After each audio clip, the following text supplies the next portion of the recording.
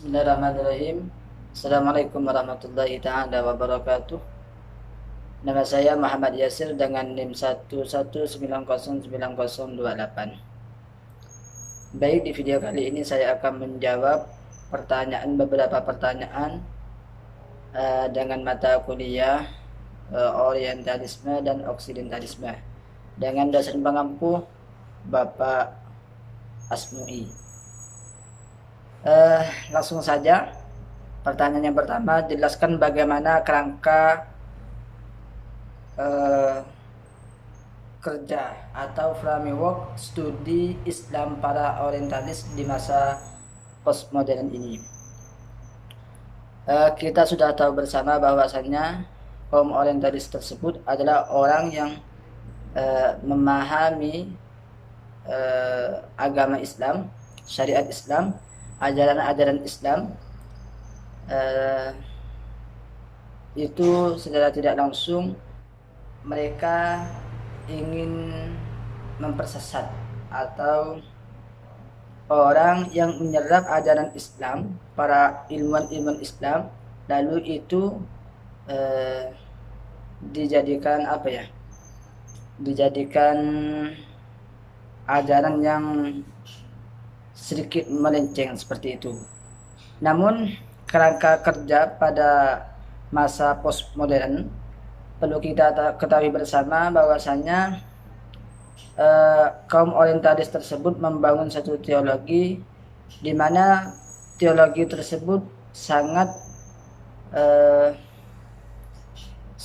bertentangan dengan teologi yang sudah diajarkan, yang sudah dikenalkan sebelumnya oleh para ilmuwan-ilmuwan Islam.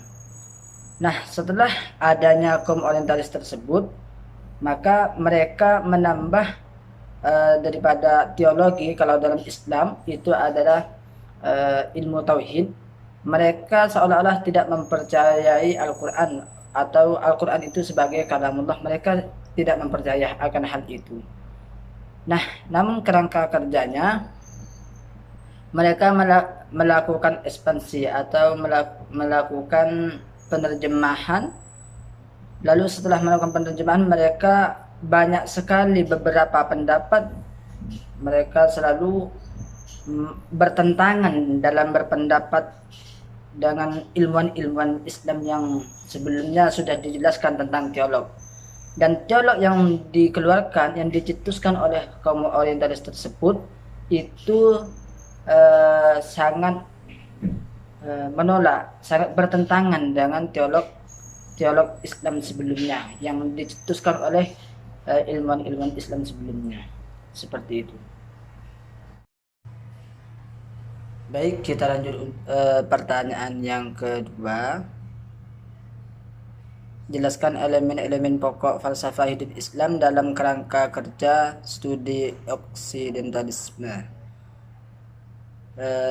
Sebelum itu, kita pahami orientalisme itu adalah orang barat yang mempelajari tentang keilmuan yang ada di bagian timur. Sedangkan oksidentalisme tersebut adalah ilmu atau fan yang mempelajari tentang pemikiran-pemikiran orang barat. Nah, adapun beberapa elemen-elemen falsafah hidup Islam tersebut yaitu adalah ada intelektual, ketuhanan, spiritual, individual, religius, sosial, etika, dan moralitas. Seperti itu. Kita lanjut pertanyaan yang nomor 3. Konsep Islamisasi ilmu pengetahuan kontemporer Profesor Al-Aktas berbeda secara mendasar dengan apa yang disampaikan oleh Al-Faruqi. Jelaskan perbedaan konsep di antara kedua tokoh tersebut. Sejauh ini yang dapat saya pahami dan yang dapat saya baca, hasil dari apa yang saya baca, di antara keduanya tersebut menurut saya tidak ada perbedaan sama sekali. Di sini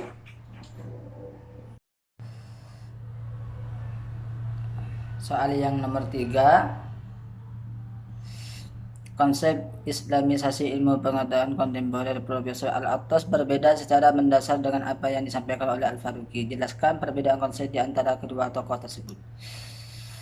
Menurut saya pribadi, konsep yang dikeluarkan oleh kedua tokoh tersebut menurut saya itu tidak tidak bertentangan ya, karena kedua tokoh tersebut mengatakan hal seperti ini. Islamisasi ilmu pengetahuan ini bisa dilaksanakan dengan dua cara, yakni yang pertama dengan cara mengislamkan ilmu-ilmu pengetahuan yang ada maupun yang sedang berkembang. Sedangkan yang kedua dengan cara mengilmukan Islam. Dari kedua konsep Islamisasi ilmu pengetahuan ini dibahas oleh kedua tokoh besar dalam gagasan Islamisasi. Nama lengkap Al-Attas dan Al-Faruqi itu adalah Syekh Muhammad Naqib Al-Attas dan Ismail Raji Al-Faruqi. Jadi menurut saya pribadi itu tidak bertentangan. Sama-sama mengeluarkan konsep dan konsepnya tidak bertentangan. Beralih ke pertanyaan yang keempat, bagaimanapun studi para orientalis terhadap berbagai ilmu keislaman melahirkan pemahaman dan konsep ilmu baru yang cenderung berbeda dengan pemahaman dan keyakinan umat Islam selama ini. Di antaranya berkembangnya konsep pluralisme agama, feminisme, gender, intrusi, syariah, dan hermeneutika penafsiran Al-Quran. Mengapa hal itu bisa terjadi? Jelaskan dalam perspektif teori falsafah hidup dan epistemologi filsafat ilmu. Menurut saya pribadi, kenapa hal itu terjadi? Dikarenakan pemikiran-pemikiran para kaum orientalisme tersebut sudah kotor. Yang namanya hati mereka itu kan sudah tidak terkontrol. Hati itu, padahal semua pemikiran itu sumbernya dari hati. Ketika hati itu sudah merasa hitam atau sudah tidak beriman, maka sudah tidak ada lagi kemurnian yang keluar, yang dibimbing, yang yang mendapat hidayah dari Allah. Sehingga mereka melahirkan pemikiran yang menentang dengan apa yang disampaikan oleh para rasul, juga sesuai dengan bahkan visi misi mereka atau kaum orientalis tersebut itu hanya merusak pengetahuan ilmu yang sudah disampaikan oleh Rasulullah Shallallahu Alaihi Wasallam, dan mereka ingin menyadap dan bahkan mereka ingin menguasai, ingin mencampur adukan. Pertanyaan yang kelima, sebagai sarjana muslim bagaimana respon filosofis Anda tentang membanjirnya berbagai hasil studi orientalis terhadap ilmu keislaman khususnya di Indonesia? Kita sebagai mahasiswa tentu sebelum masuk ke perguruan tinggi memang kita harus lebih memperkokohkan agama kita, syariat Islam, ilmu-ilmu furu'iyah, fikih, dan terlebih khususnya tentang teologi, karena banyak sekali teori-teori yang ditawarkan, yang kita ajarkan, yang ditawarkan oleh para dosen tentunya, apalagi dosen yang pernah belajar ke Afrika dan di luar Indonesia, mereka membawa teori-teori tersebut.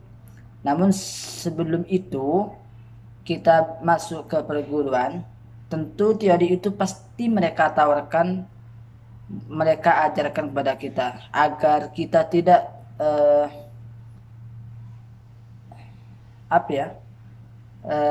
ikut arus atau bisa ikut terhadap apa yang ditawarkan teori tersebut. Maka terlebih dahulu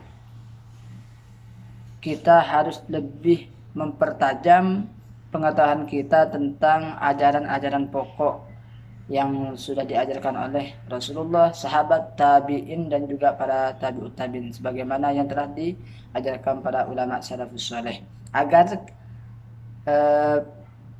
jati diri kita semakin kokoh, tidak terbawa arus terhadap teori yang ditawarkan. Hanya itu saja yang dapat saya sampaikan. Assalamualaikum warahmatullahi taala wabarakatuh.